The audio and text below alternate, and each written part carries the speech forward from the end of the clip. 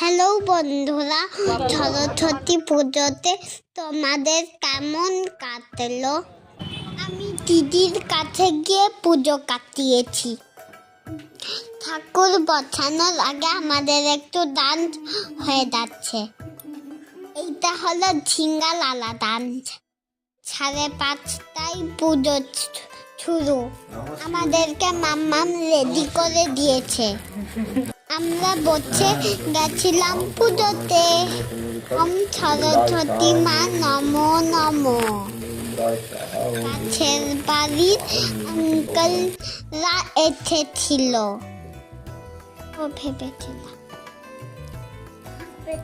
পুজো শেষ, এবার আমরা পেট পুজো করব। এটা দিয়ে শুরু হলো। আমরা সারাদিন ঘুরে বেরিয়েছি। আমরা খিচুড়ি খেতে গেছিলাম।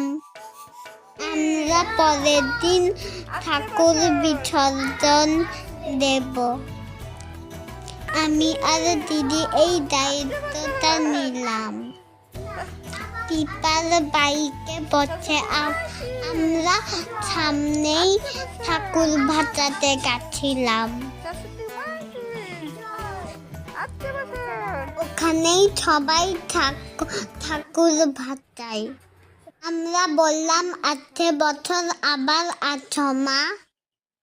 আমি আর দিদি মাকে বিদায় দিলাম, কিন্তু আমাদের কাছে সব সময় মা সরস্বতী থাকে।